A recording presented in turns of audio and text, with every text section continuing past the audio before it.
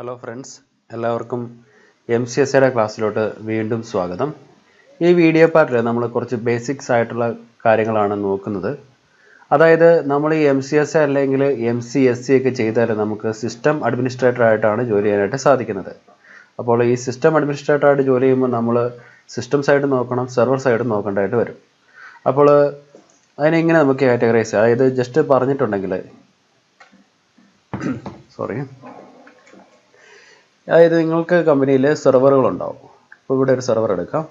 ആ സെർവറിനോട് അറ്റാച്ച് ചെയ്ത് കുറേ ക്ലയൻറ്റ് കമ്പ്യൂട്ടേഴ്സും ഉണ്ടാവും. അപ്പോൾ നിങ്ങളുടെ ഡ്യൂട്ടി എന്ന് പറയുന്നത് ഈ ക്ലയൻറ്റ് കമ്പ്യൂട്ടേഴ്സിനെയും അതുപോലെ തന്നെ ഈ സെർവറിനെയൊക്കെ മാനേജ് ചെയ്യുക എന്നുള്ളതാണ് നിങ്ങളുടെ ഡ്യൂട്ടി. അപ്പോൾ അങ്ങനെ നിങ്ങൾ അതിന് യോഗ്യരാകണമെങ്കിൽ നിങ്ങൾ Mcse അല്ലെങ്കിൽ Mcse ചെയ്യേണ്ടതായിട്ട് വരും. ഓക്കെ, അപ്പോൾ ഈ സെർവർ മെഷീനിൽ നിങ്ങൾ സെർവർ OS ആണ് ഇടേണ്ടത്. സെർവർ OS ആണ് ഇടുന്നത്. ക്ലയൻറ്റ് മെഷീനിൽ നിങ്ങൾ ക്ലയൻറ്റ് OS കൊണ്ടേ ഇടും. അപ്പോൾ ഈ രണ്ട് OS നിങ്ങൾ മാനേജ് ചെയ്യാൻ പഠിച്ചിരിക്കണം. അപ്പോൾ ആ കാര്യങ്ങളെല്ലാം നമ്മൾ ഈ Mcseയിൽ അല്ലെങ്കിൽ Mcseയിൽ കവർ ചെയ്യുന്നതാണ്. അപ്പോൾ ആദ്യമേ തന്നെ നമുക്ക് OSകളെ പറ്റി പഠിക്കാം. OS എന്ന് പറഞ്ഞിട്ടുണ്ടെങ്കിൽ എന്താണ്? ഓപ്പറേറ്റിംഗ് സിസ്റ്റം എന്നാണ് എൻ്റെ ഫുൾ ഫോം. Operating system. ഇതിൽ നമ്മൾ മൈക്രോസോഫ്റ്റ് ഓപ്പറേറ്റിംഗ് സിസ്റ്റത്തെ കുറിച്ചാണ് പഠിക്കുന്നത്. ഈ മൈക്രോസോഫ്റ്റ് ഓപ്പറേറ്റിംഗ് സിസ്റ്റത്തിന് പ്രധാനമായിട്ടും രണ്ട് രീതിയിൽ കാറ്റഗറൈസ് ചെയ്യാം, രണ്ടായിട്ട് തിരിക്കാം. ഒന്നാമത്തെ നമുക്ക് ഡോസ് എന്ന് പറയാം, രണ്ടാമത്തെ നമുക്ക് നോസ് എന്ന് വിളിക്കാം. ഈ ഡോസ് എന്നാൽ അതിൻ്റെ ഫുൾ ഫോം ഇവിടെ ഡെസ്ക്ടോപ്പ് ഓപ്പറേറ്റിംഗ് സിസ്റ്റം എന്നാണ് അതിൻ്റെ ഫുൾ ഫോം.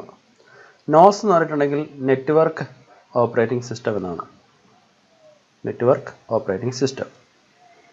ഓക്കെ, ഈ ഡോസിന് എക്സാമ്പിളാണ് നമ്മളിപ്പോൾ ഒരു സാധാരണ ഒരു വിൻഡോസ് മെഷീൻ മേടിച്ചാൽ നമുക്ക് ഫ്രീ ആയിട്ട് കിട്ടുന്ന ഹോം എഡിഷനിൽപ്പെട്ട OSകളെയാണ് നമ്മൾ ജനറലി ഡെസ്ക്ടോപ്പ് ഓപ്പറേറ്റിംഗ് സിസ്റ്റം എന്ന് വിളിക്കുന്നത്. അതായത് വിൻഡോസ് 7 ഹോം എഡിഷൻ, അതുപോലെ തന്നെ വിൻഡോസ് 8 ഹോം എഡിഷൻ തുടങ്ങിയവയൊക്കെ ഈ ഡെസ്ക്ടോപ്പ് ഓപ്പറേറ്റിംഗ് സിസ്റ്റത്തിന് എക്സാമ്പിൾസ് ആണ്.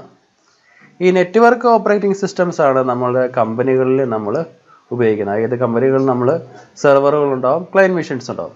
അപ്പോൾ അവിടെ നമ്മൾ നെറ്റ്വർക്ക് ഓപ്പറേറ്റിംഗ് സിസ്റ്റത്തിൽ പെടുന്ന OSകളാണ് ഉപയോഗിക്കുന്നത്. കാരണം അവയ്ക്ക് ഈ ഡോസിനേക്കാളും കുറേ കൂടി ഫീച്ചേഴ്സ് കൂടുതലുണ്ട്. അതായത് സെക്യൂരിറ്റിപരമായിട്ടും അതുപോലെ നെറ്റ്വർക്കിംഗ് ഫീച്ചേഴ്സും ഒക്കെ ആർക്കാണ് ഉള്ളത്? ഈ നോസ് കാറ്റഗറി പെടുന്ന, അതായത് നെറ്റ്വർക്ക് ഓപ്പറേറ്റിംഗ് സിസ്റ്റം എന്നുള്ള കാറ്റഗറിയിൽ വരുന്ന ഓപ്പറേറ്റിംഗ് സിസ്റ്റത്തിനാണ് ഈ നെറ്റ്വർക്കിംഗ് ഫീച്ചേഴ്സും അതുപോലെ തന്നെ കൂടുതൽ സെക്യൂരിറ്റി ഫീച്ചേഴ്സും ഒക്കെ ഉള്ളത്. ഓക്കെ, ഈ നോസിനെ വീണ്ടും രണ്ടായിട്ട് തരംതിരിച്ചിരിക്കുന്നു. സെർവർ OS എന്നും അതുപോലെ തന്നെ ക്ലയൻറ്റ് OS എന്നും. സെർവർ OS എന്നും ക്ലയൻറ്റ് OS എന്നും.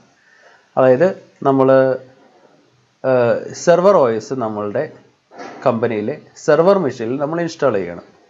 അതുപോലെ തന്നെ ക്ലയൻറ്റ് OS ആ സെർവറിൻ്റെ അണ്ടറിൽ വരുന്ന ക്ലയൻറ്റ് മെഷീൻസിൽ നമ്മൾ കൊണ്ടുപോയി ഇൻസ്റ്റാൾ ചെയ്യണം.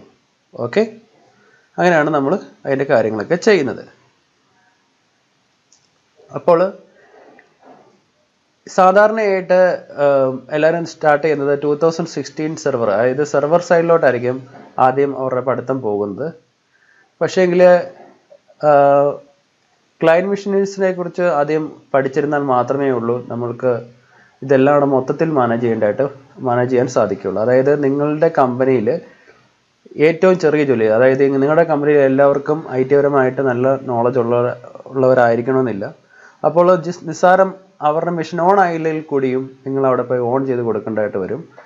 അപ്പോൾ അങ്ങനെയുള്ള ചെറിയ കാര്യങ്ങൾ മുതൽ വലിയ വലിയ കാര്യങ്ങൾ വരെ നിങ്ങൾ ചെയ്യേണ്ടതായിട്ടുണ്ട്. അപ്പോൾ നമ്മൾ ആദ്യം സെർവർ OSകളെ കുറിച്ച് അല്ലെങ്കിൽ സെർവറിനെ കുറിച്ചല്ല ആദ്യം ഡീൽ ചെയ്യുന്നത്, നമ്മൾ പഠിക്കുന്നത്.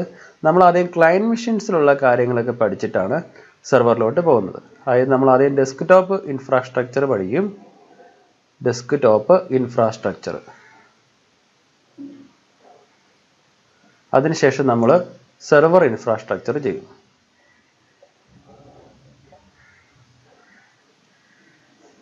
അപ്പോൾ ഇങ്ങനെ പഠിക്കുന്നതാണ് അതിൻ്റെ ഒരു സ്റ്റൈൽ, അല്ലെങ്കിൽ അതിൻ്റെ ഒരു നല്ലൊരു കാര്യം എന്ന് പറയുന്നത് ആദ്യം ഈ ക്ലയൻറ്റ് മെഷീൻസിനെ കുറിച്ച്, ക്ലയൻറ്റ് മെഷീൻസ് കോൺഫിഗർ ചെയ്യാൻ പഠിക്കുക.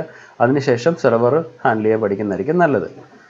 ഓക്കെ, ഇപ്പോൾ നമ്മൾ ഈ OSനെ കുറിച്ച് കുറച്ചുകൂടെ ഡീറ്റെയിൽ ആയിട്ട് നോക്കാം.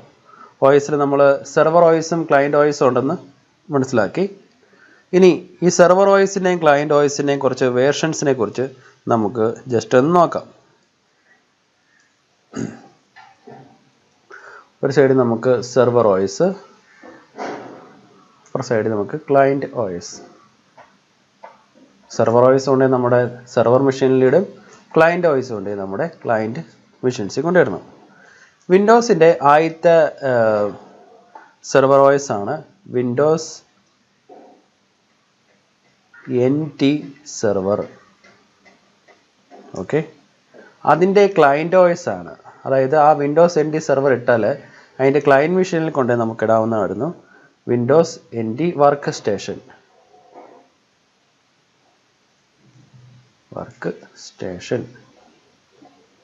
ഓക്കെ, വേറൊരു OS ആണ് വിൻഡോസ് 2000 സെർവർ എന്ന് പറയും. Windows 2000 server.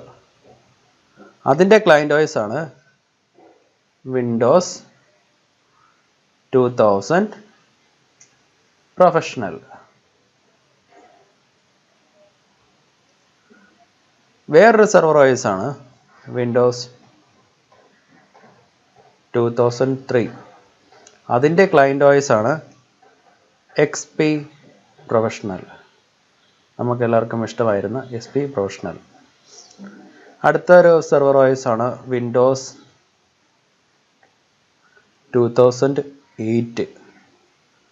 അവിടെ നമുക്ക് ഉപയോഗിക്കാവുന്നത് വിൻഡോസ് 7 ആണ്. അതിൻ്റെ ക്ലയൻറ്റ് OS ആയിട്ട് നമുക്ക് ഉപയോഗിക്കാവുന്നത് വിൻഡോസ് 7. അടുത്തത് വിൻഡോസ് 2012 സെർവർ.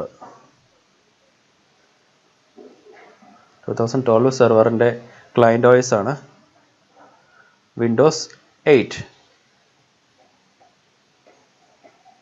അതുപോലെ തന്നെ വിൻഡോസ് 2016 ഇപ്പോൾ യൂസ് ചെയ്യുന്ന 2016 അതിൻ്റെ ക്ലയൻറ്റ് OS ആണ് വിൻഡോസ് 10. അപ്പോൾ നമ്മൾ പഠിക്കാൻ പോകുന്നത് വിൻഡോസ് 2016ഉം അതുപോലെ തന്നെ വിൻഡോസ് 10ഉമാണ് നമ്മൾ ഡീൽ ചെയ്യുന്നത്. പക്ഷേ അതോർത്ത് നിങ്ങൾ വിഷമിക്കേണ്ട കാര്യമൊന്നുമില്ല. അതായത് അത്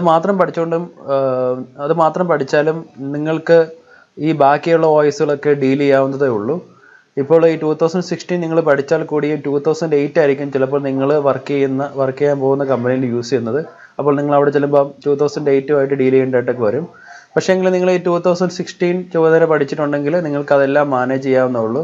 മാത്രമല്ല ഇതിൻ്റെ അടുത്ത് 2016 കഴിഞ്ഞ് 2019 വന്നാൽ കൂടിയും നിങ്ങൾക്ക് അതെല്ലാം മാനേജ് ചെയ്യാൻ പറ്റും, നിങ്ങളിത് തറവായിട്ട് മനസ്സിലാക്കിയിട്ടുണ്ടെങ്കിൽ. ഓക്കെ, ഇനി കുറച്ചുകൂടെ നോക്കിയെങ്കിൽ, അതായത് നമ്മൾ ഇപ്പോൾ സെർവർ OSും ക്ലയൻറ്റ് OSും ഒക്കെ പഠിച്ചു. ഇപ്പോൾ ഇവിടെ OSൻ്റെ കാറ്റഗറിയിൽ ഞാൻ രണ്ടായിട്ട് തരംതിരിക്കാമെന്ന് പറഞ്ഞു. ഡോസെന്നും നോസെന്നും ആയിട്ട് രണ്ടായിട്ട് തരംതിരിക്കാമെന്ന് പറഞ്ഞു. അപ്പോൾ അവിടെ സെർവർ OS ഉണ്ട്, ക്ലയൻറ്റ് OS ഉണ്ട്.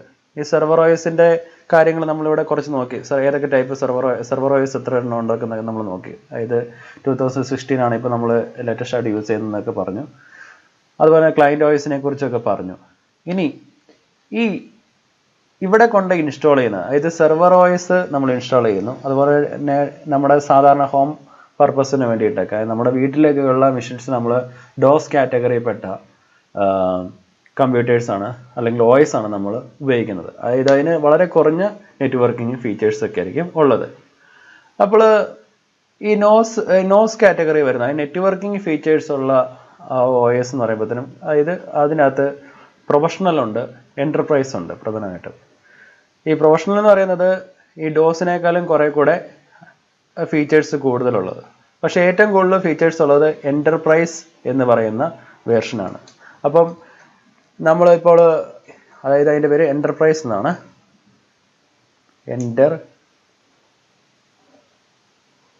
എൻ്റർപ്രൈസ് അതായത് നമ്മളിപ്പോൾ നമ്മുടെ സെർവർ മെഷീനിൽ സെർവർ OS ആയിട്ടുള്ള എക്സാമ്പിളായിട്ട് നമ്മൾ 2016 ഇട്ടെന്ന് കരുതുക. ഓക്കെ, ഈ 2016 തന്നെ നമുക്ക് ഗ്രാഫിക്കലായിട്ടുള്ളത് ഇടാം. അതുപോലെ തന്നെ core means at command prompt ഉപയോഗിച്ചുള്ളത് നമുക്ക് ഇടാനായിട്ട് സാധിക്കും. ചിലയിടത്ത് അത് GUI എന്ന പേരിൽ തന്നെ കാണാനായിട്ട് സാധിക്കും. മറ്റു ചിലയിടത്ത് അത് ഡെസ്ക്ടോപ്പ് എക്സ്പീരിയൻസ് എന്ന് പറഞ്ഞായിരിക്കും കൊടുത്തിരിക്കുന്നത്. അപ്പോൾ അത് മനസ്സിലാക്കുക, അത് ഗ്രാഫിക്കലാണെന്ന് മനസ്സിലാക്കുക. ഇനി നമ്മൾ ക്ലയൻറ്റ് വോയിസ് നമ്മൾ സെലക്ട് ചെയ്യുമ്പോൾ നമ്മൾ ഡോസ് ആണോ സെലക്ട് ചെയ്യേണ്ടത് നമ്മുടെ കമ്പനി ഇടാനായിട്ട്? അല്ല. പ്രൊഫഷണൽ അല്ല ഇടേണ്ടത്. നമ്മൾ കറക്റ്റായിട്ട് ഇടുക. ഇത് എല്ലാവിധ ഫീച്ചേഴ്സും കൂടിയിട്ടുള്ളത് നമുക്ക് എൻ്റർപ്രൈസ് എഡിഷൻ ആണെന്ന് പറഞ്ഞു. അതായത് ഇപ്പോൾ ക്ലയൻറ്റ് വോയിസ് ആയിട്ട് നിങ്ങൾ ഇവിടെ 2016 ഇട്ടെങ്കിൽ, സെർവർ വോയിസ് ആയിട്ട് 2016 ഇട്ടെങ്കിൽ അതിൻ്റെ ക്ലയൻറ്റ് വോയിസ് ആയിട്ട് നിങ്ങൾക്ക് കൊണ്ടുപോയി വിൻഡോസ് 10 എൻ്റർപ്രൈസ് എഡിഷൻ ഉപയോഗിക്കാം. Enterprise edition.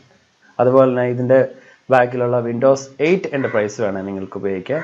അപ്പോൾ ഈ എൻ്റർപ്രൈസ് എഡിഷനുള്ള ക്ലയൻറ്റ് വോയിസിനാണ് എല്ലാവിധ ഫീച്ചേഴ്സും കാര്യങ്ങളൊക്കെ കൂടുതലായിട്ടുള്ളത്. അപ്പോൾ ഞാൻ ഈ ബേസിക്കായിട്ട് പറഞ്ഞ കാര്യങ്ങളൊക്കെ നിങ്ങൾക്ക് മനസ്സിലായി കാണുമെന്ന് കരുതുന്നു. കൂടുതൽ എന്തെങ്കിലും ഡൗട്ട് ഉണ്ടെങ്കിൽ നിങ്ങൾ കമൻറ്റ് ബോക്സിൽ അത് ഇടുക.